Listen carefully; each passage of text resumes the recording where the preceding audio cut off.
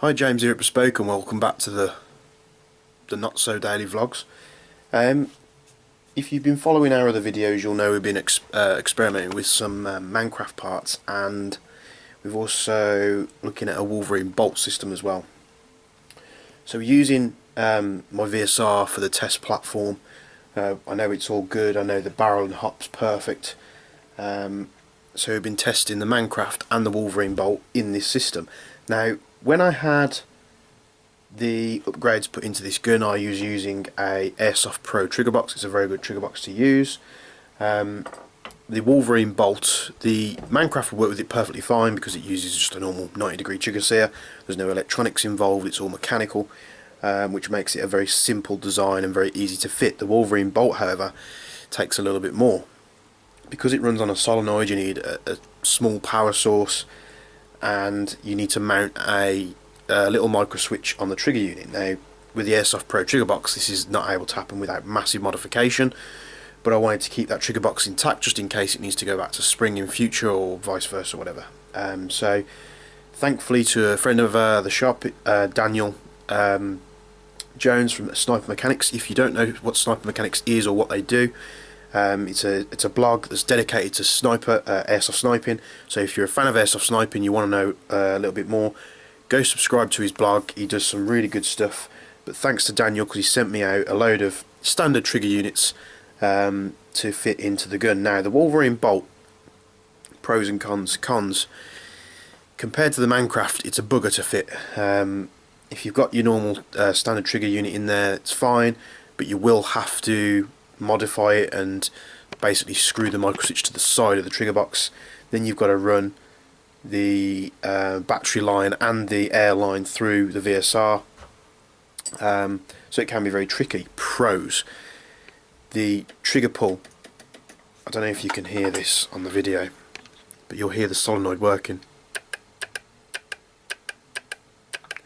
So you don't have to cock the rifle to be able to fire the gun. You can constantly fire the gun just by pressing the trigger. So if you had because the nozzle doesn't move like in a normal, like Polar Star or Wolverine Inferno or bits and pieces like that, you have to load the round, so you're literally pulling the bolt back, you know, half an inch to load a BB, pulling it forward and then firing the gun.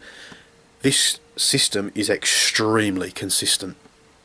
I was running it at a low PSI, probably about 360 feet per second, using 0.2s, and I was literally getting 359.7, 359.6, 359.8, and it was literally going 0.1 of an FPS up and down either way. Occasionally you get a flyer, which would be like 1 FPS lower or 1 FPS higher, but when you're talking about consistency, that is really good. I cannot wait to start using this Wolverine Bolt in this VSR.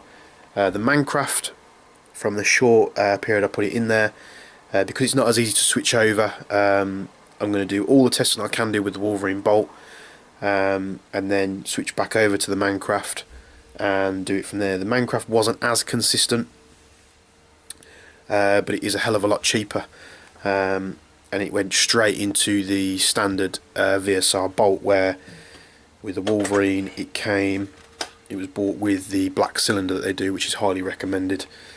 So absolutely superb results. Try and get out to a game and use it.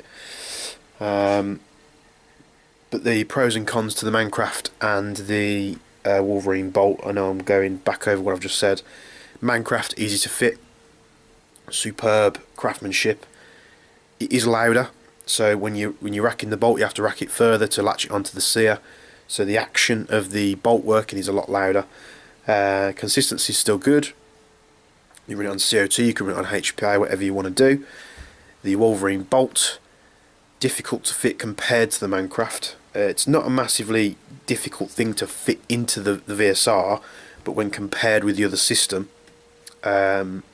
it is, because you've got to modify the gun. You can't use it with perhaps some of your upgraded trigger boxes. It's got to be a trigger where it has that piece that sits out the side of the trigger box that moves with the trigger, where you normally your safety would kick in. So if you've still got your original trigger box, it's not a problem. You can just switch it over. but the pros is the cycling of the bolt and loading a round in is almost inaudible, yeah, and how quiet it is. There's no working parts, there's no system inside the bolt moving forward when you pull the trigger. It is literally pull the trigger and it lets a little burst of air out. With the VSR G-spec having the original suppressor on the end, it is super quiet at 360 feet per second or whatever it was running at. Obviously I will go higher with it, pushing up to the high 400s, but for a consistency check I didn't see the point. It was inaudible. You couldn't hear it really. You can hear what the BB's hitting. So if you're sniping and you're picking off targets at longer distances, it's going to be superb for you, because they're not going to hear where the shot came from, which is when you're using springs. The Mancraft can be quiet as well, with a suppressor fitted on the end to sort of suppress the noise of the CO2 or the air coming out into the barrel. But if your targets are at a closer range, they may be hearing that action moving, depending on how well hidden or well muffled the stock is. So, bit of a babble from me today. I still can't shift this cold. So yeah, we'll be putting up some results soon. I'm not going to do an install video for the Mancraft or the Wolverine Bolt into the VSR platform, because there's many videos out there and I just don't see the point. If it's something you definitely want me to do, please let me know and I'll do it. But we will be doing an install video of the Mancrafts into the Striker platforms, because we've got them on the way. They should be landing either today or maybe Monday. I've been waiting weeks for them. I know they've had a few delays.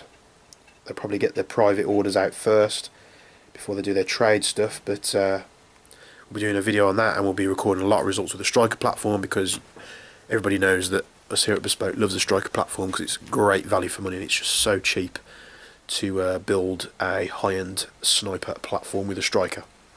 So I'll come back if there's anything else, but I'm going to keep playing with this system. I'm going to play with the Mancraft as well, and we'll come back in another video. Like I say, if you want to see any more videos or in-depth features of these two systems for the VSR, please give it a comment down below and let me know, and then we'll try and do the video as fast as we can for you. Thanks for tuning in. If there's anything, I'll be back.